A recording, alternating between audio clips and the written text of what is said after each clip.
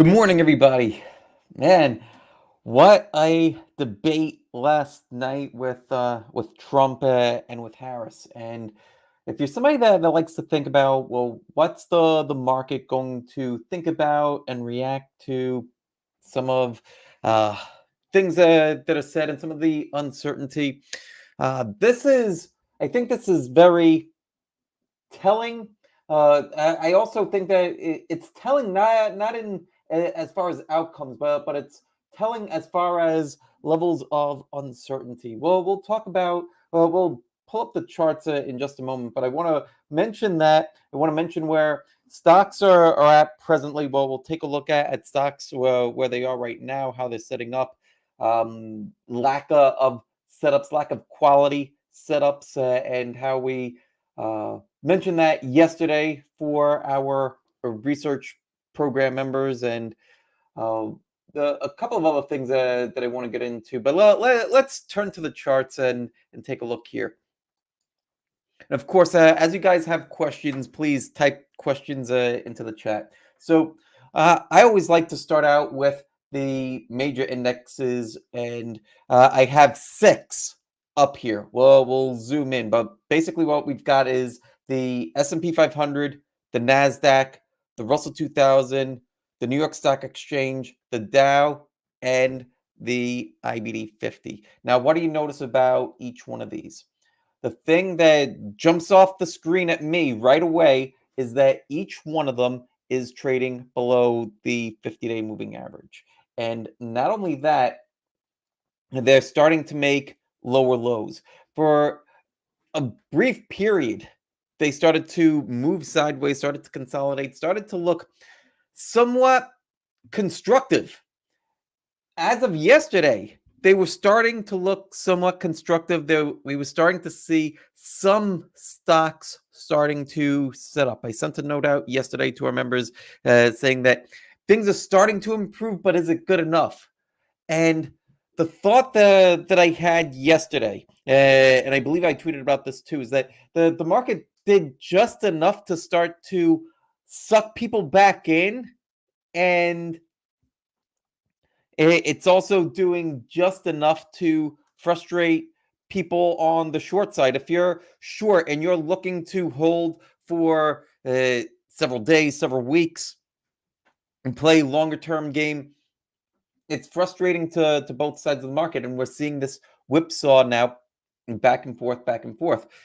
The stance, I think, that works best in an environment like this is to not just take a step back, right? Because if you just say, "Oh, well, take a step back and sit in cash," then people don't like that. People get upset. Somebody was telling me that on Stock Twits the other day. We mentioned it on the podcast that I do with my friend Dennis Wilborn on Mondays, the Trading Truths podcast. So the thing with it is that a lot of people, and if you're one of the people that feel this way, please type into the chat. Let me know. I'm happy to discuss things. But this person was saying that when when the market's pulling back like this, you want to be doubling down, and that you might lose out on opportunities in this way. And I think that that's the absolute wrong thing to do for the vast majority of people. I think that the thing to do is to start betting heavier when things are working for you and to start to back away when they aren't. The reason why is because the market moves in cycles. So that just doesn't just mean that, oh, well, you have September and September's a historically rough month, or you have news cycles or presidential cycles. Those things are true too. But the types of cycles that I'm talking about are you'll get a trend of stocks that are working at the same time for a particular system, and then they'll stop working, and then they'll start working, and then they'll stop working. So with that in mind, you're more likely to get a streak of winners and a streak of losers. So if you're going to get a streak of losing trades, the last thing that you want to do is start doubling down when you're losing, because that's how you're going to get yourself into a deeper and deeper and deeper hole. right? It doesn't mean don't trade, but you don't want to be doubling down when things aren't working. So here's how I treat it. I like to take trades as they come.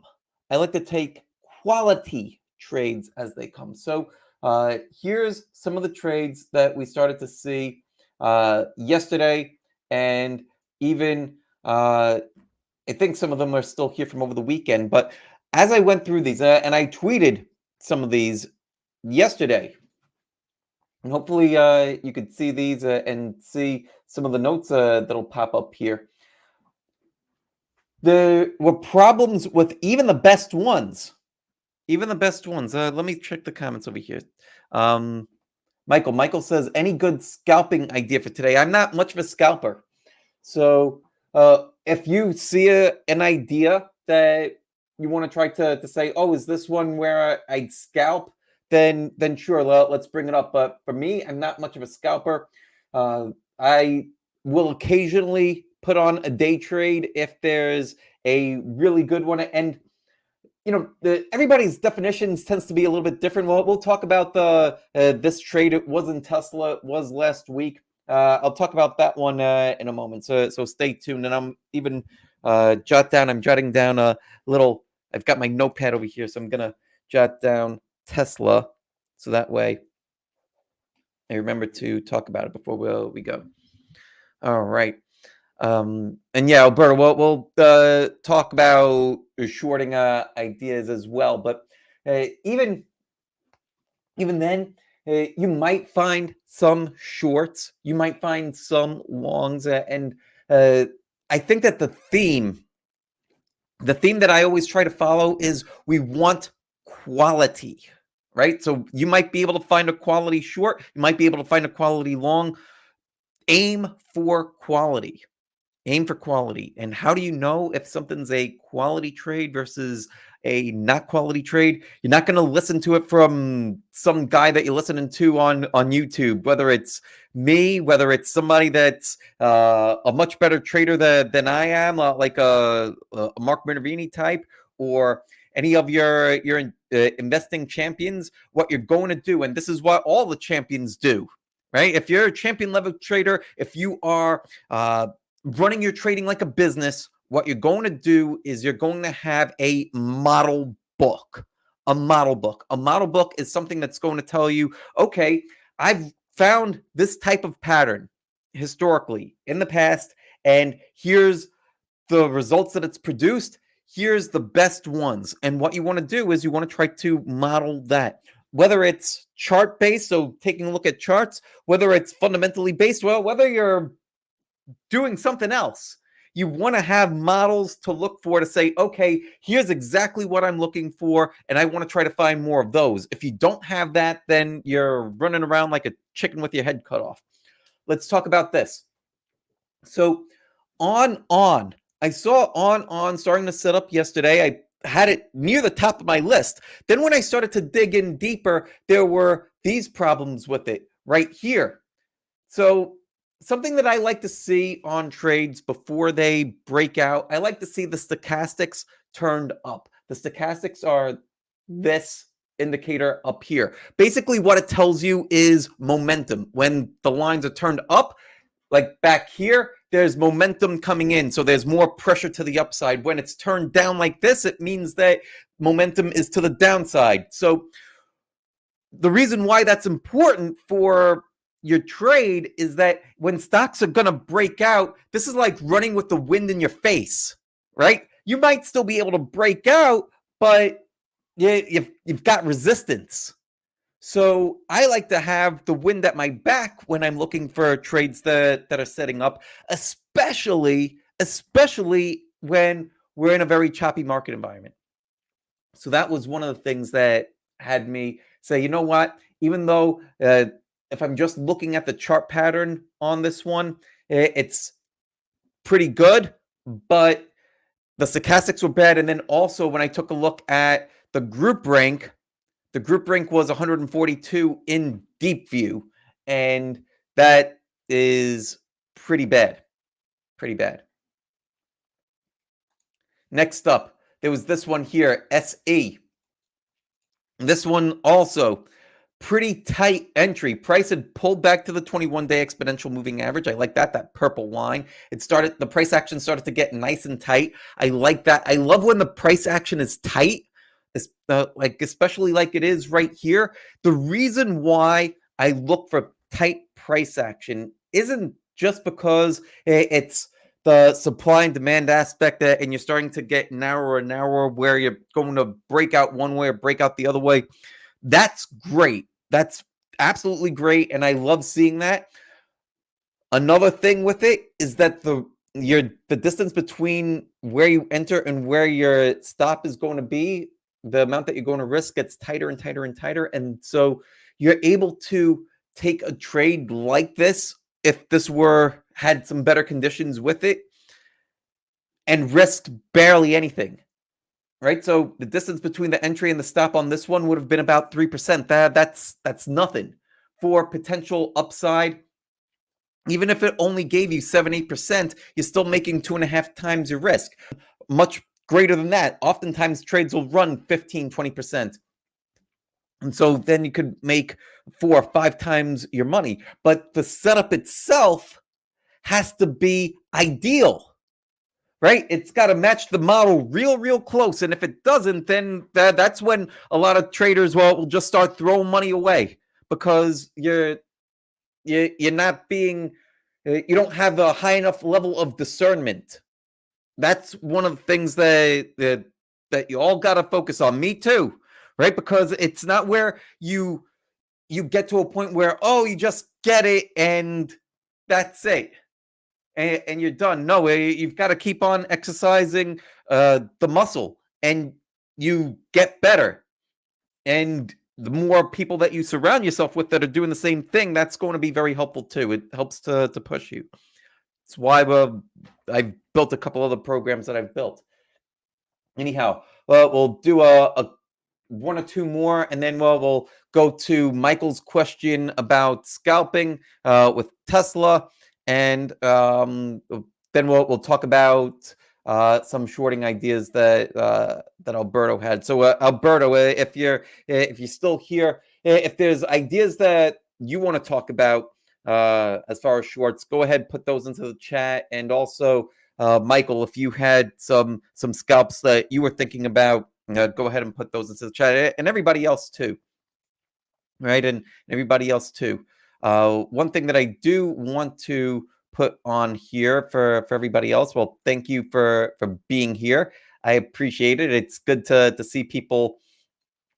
Good to see people in and live and participating. But one of the things that I always like to tell people is to kindly go ahead and like and subscribe to the show wherever you are. And yeah, everybody else that hasn't commented yet, let us know that you're alive. Drop comments. And we also have a free newsletter that goes out several times a week. I'm trying to get it out even more so. The people love the education that's in there. I'll include ideas in there occasionally too. I like to give my thought process rather than just pumping out a list.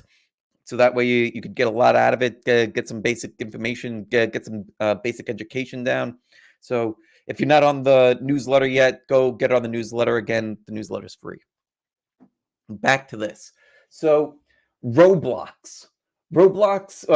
This was another halfway decent setup.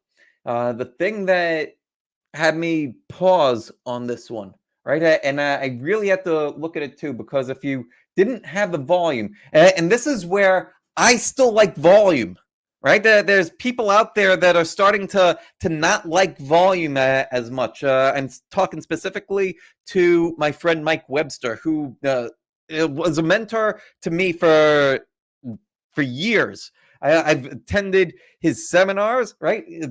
For those of you that don't know who Mike Webster is, he's a former O'Neill portfolio manager. In fact, no, I think he's back at IBD now. Fantastic guy, brilliant guy.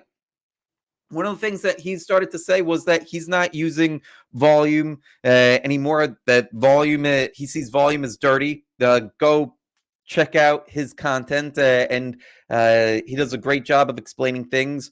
But another thing that he said is that we need to interpret it for us too, right? So there's the basic philosophy, right?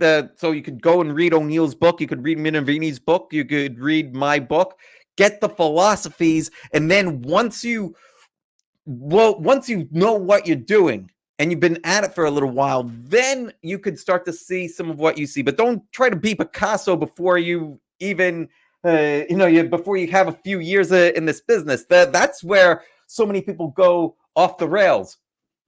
But looking at this with Roblox here, the thing that gave me pause was that, okay, price is consolidating over here. All right, price bounces off of the 21 EMA here.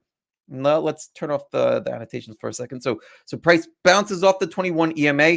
Things are looking good. You're still below this level of resistance. Then on this day, on Monday, you attempt to break out. You close at the bottom of the range, and volume is increasing, right? So that's something right there that tells me, you know what? Price tried to get out there, and then there were still selling pressure at that point. I want to see that selling pressure come out before I'm going to get in. And once that starts to relieve itself, then it might be all right and good to go. But until that happens, I'm not interested. It could happen as early as tomorrow, right? Because if we take a look at how price is consolidating now, price tried to bounce yesterday. Today, so far, we'll see what happens, right? Right now, it's 11:17 Eastern, right? I'm in New York. You're sitting in the middle of the price range. Lots of day left. Anything can happen at this point. But let's say the price closes where it's at. It has this lower volume, then I might consider this trade for tomorrow, right? Because some time has passed and volume has started to dry up again, and it could start to turn around. And we'll see what happens with that. Let's get to the comments here. I think that there's a bunch that are coming in. Oh, good. Alberto put in a bunch of short ideas for us. Before we get to those short ideas, Alberto, I want to address Michael's question from X. So Michael asked about scalping ideas. I want to. I don't know if this counts as a scalp for those of you that do scalping, but this is how I traded Tesla a few days ago or sometime last week. So whenever I'm looking to do day trading or let me know if this is a scalp. Well, what I'll do, and let's turn off the annotations and turn off this indicator and turn off that indicator, right? So now the chart's a little bit cleaner. So what I like to do when I'm looking for stocks to day trade, I'll go and I'll look at the action on the daily chart first. And the reason why I'm looking at it on the daily charts is because I want to see if price is starting to get extended, right? So that's what happened here. I saw this. I saw price starting to break back above the 50, and then I saw price starting to get extended up here. And when price runs too far too fast, often what will happen is price will come back in. So I took a look at this day and I looked to the left and I saw the price was getting to a level of resistance right over here. Great. So then what I wanted to do was check how it looked on a 5-minute time frame. And here's what I saw on the 5-minute. So back here, what I saw was price had run up quickly, like we mentioned before, heavy volume. It had this little bit of a wedge pattern coming into resistance. And so what that did was create a low risk opportunity to short this thing. So I ended up shorting, and This produced a quick 2-hour trade because I was looking to cover when price got back to support. I could have held on to a bigger piece and let this run down, but that's basically the idea of how I go about looking for shorts or looking for day trades. So I don't know if this counts as a scalp for you if you're looking at even shorter time frames like a 1 minute chart, but uh this was a trade that I was in for 1 5 10 15 20 25 30 35 40 about 45 minutes.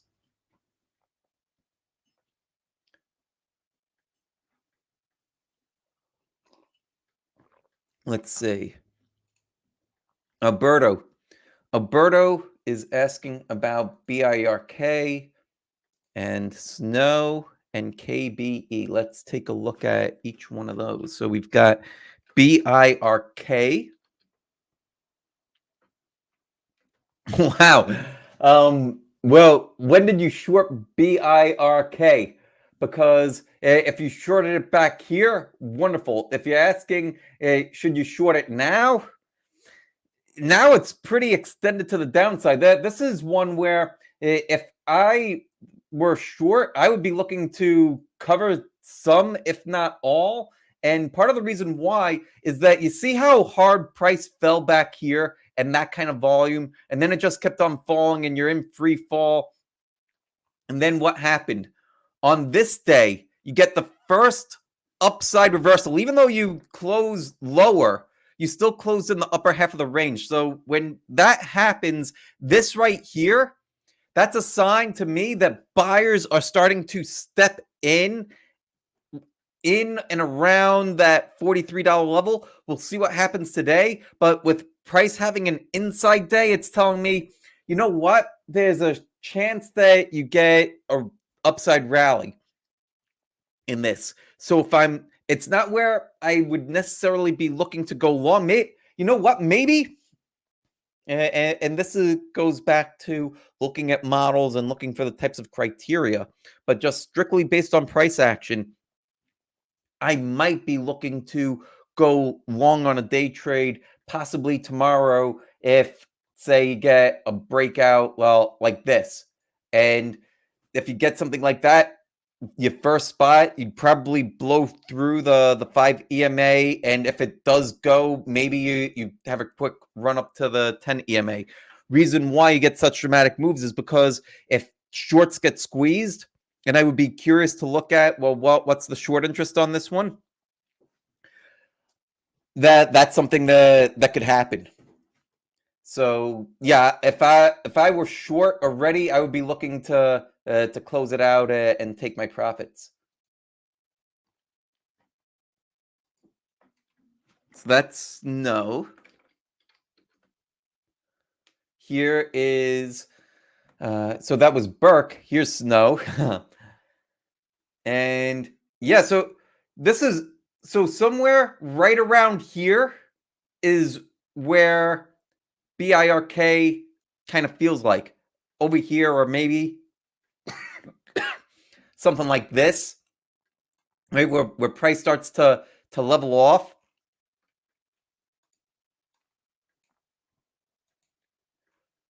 And that's why you want to be out of that. It's why you want to take your profits in shorts because yeah, maybe price levels off and then declines some more, but you have a very good shot of being uh run in it, and you want to hang on to your profits. You don't want to give them up. As far as this one as a short goes,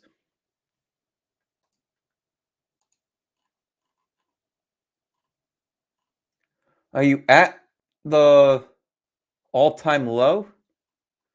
You might be. You might be. And it might not be a terrible idea if price falls below and makes more all-time lows. So the all-time low is what, 107.93? Is that right? Or 107? No, the all-time low I think is 107.13. So if price starts to break below that, it might be something to look at. So maybe looking at something like this here, where you'd be basically risking 5% upside if price starts to break down.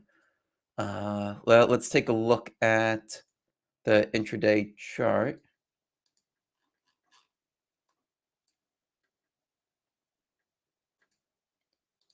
Let's sync this up here.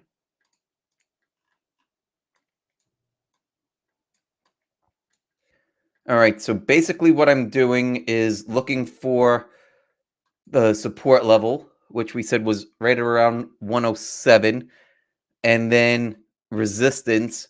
And so if price, let's say price breaks down tomorrow and falls through here, I would not want to see price get past this level. The reason why is because there's a resistance level right here. So if price gets through that, then that's telling me that, okay, people should be eager to short over here if price comes back in. But if they don't, if it just gets right through that, then I want out. So that gives you less than 4% risk on this. So this one's not bad. SNOW. Maybe an idea for tomorrow. Diggs over on Twitch. What's up? Let's talk about KBE from Alberto. Anybody else have stocks that you want to talk about? Go ahead and type them into the chat. Or if you have any other questions that you want to talk about, KBE.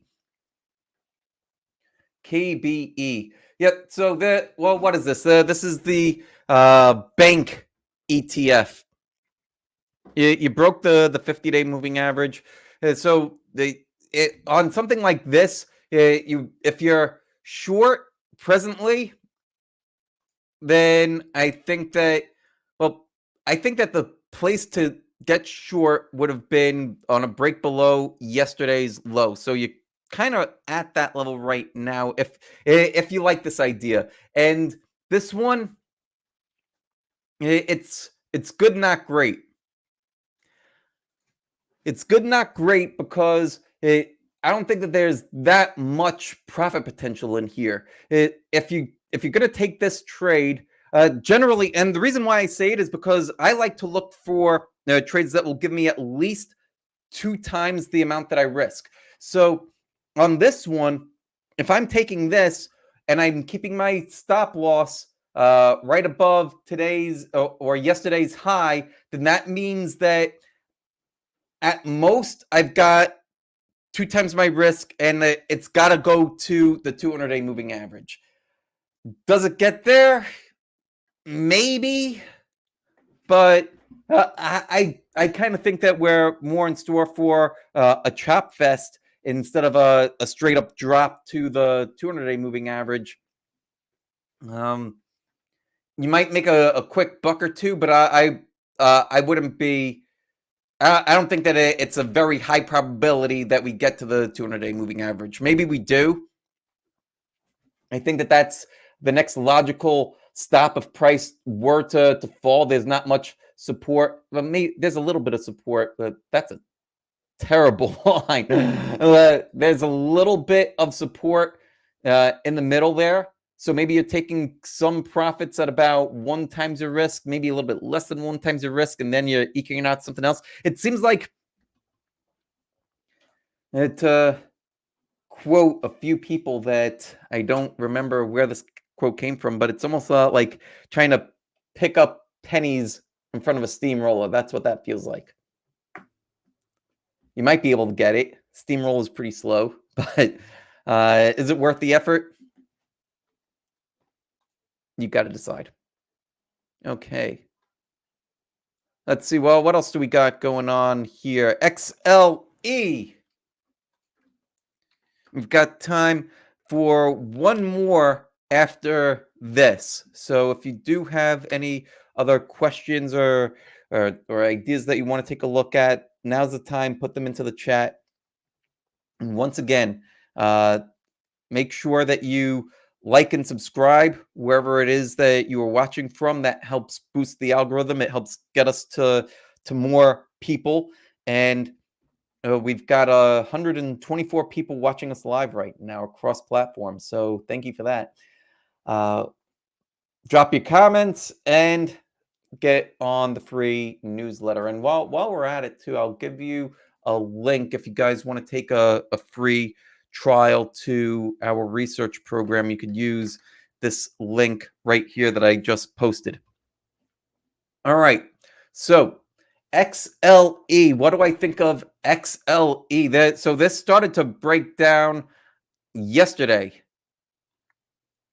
Why do I say yesterday? It's already been below the 50-day moving average and the 200-day moving average. The reason why I say that it started to break down yesterday is because you just broke the floor yesterday, right? So floor is from back here, right? Right around 85 and change. That dates back to, let's see how far back it goes. So we're looking at August, and it was potential resistance turning into support from back here, back in December, November, December of last year.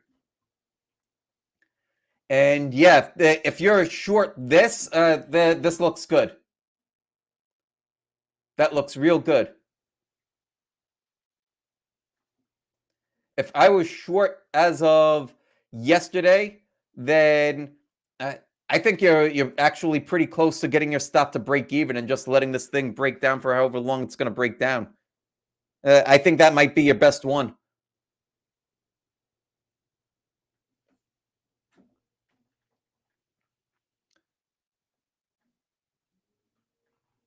Would I enter it here? Let's see.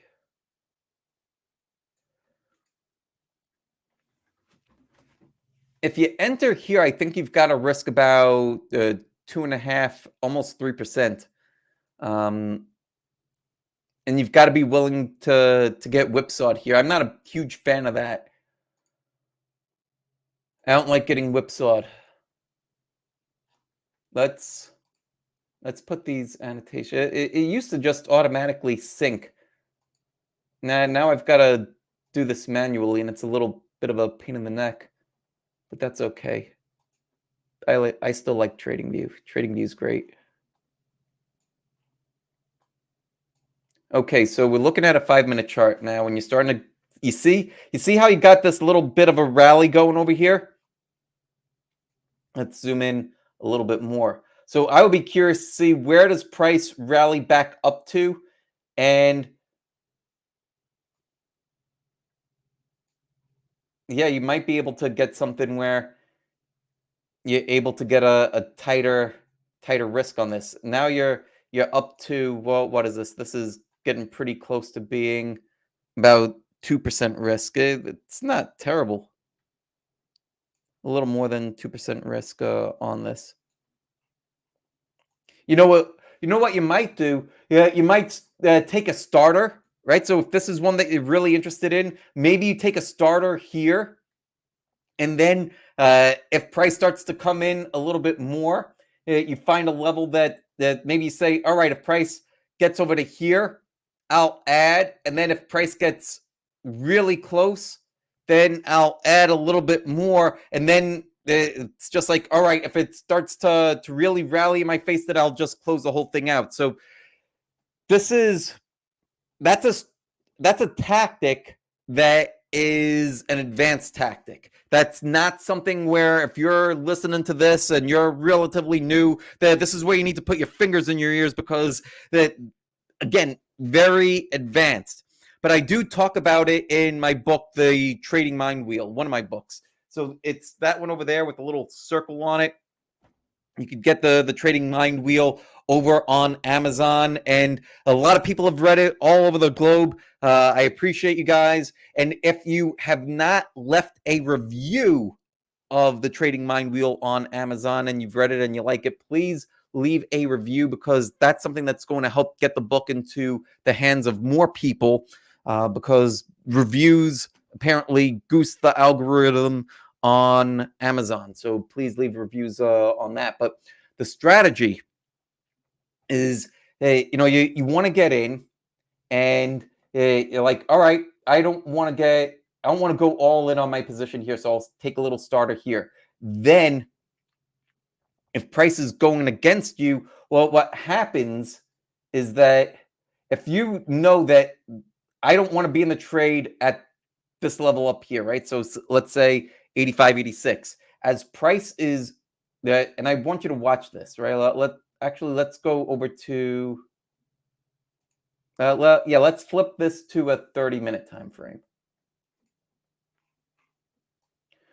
Right? So here's what's happening.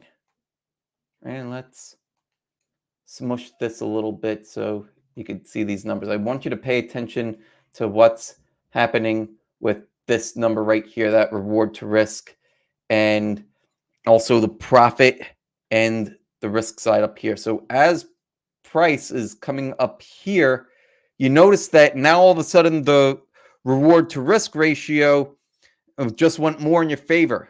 And you also notice that you have to risk a lot less, right? Over here, you're risking 2%. Over here, you're risking 1.25. Price gets over here. Now you're risking just 0.26%. So, and the risk to reward ratio is now 23-1. So as price is going negative, that's what, if you're keeping where you'll exit stable, that's how you could get more and more and more leverage to the side where you're looking for it to go potentially. And it's not just doing that on any trade. You've got to understand the other stuff too. You've got to understand how to interpret price action, volume. Well, in whatever way that you are going to do it, prices, all the indicators, all that stuff, it's all based on price, volume, and time. Those are your three variables. Everything else is just a permutation of that. So that's how I would attack this one. If I'm looking to get into this, maybe take a starter over here, something small where I wouldn't mind risking the 2% on this one. Then if price starts to go against me and I see that, oh, it's starting to get towards this level of potential resistance over here, maybe I'm adding a little bit to it and I see how it does over there. And then if it comes over here and it's starting to get real tight, then maybe I'll add. And if it's just like, you know what? If it doesn't work out, then I'm out. But the key before doing any of that, you want to figure out, okay, if this is going to be my plan, what's the total amount that I'm risking on this?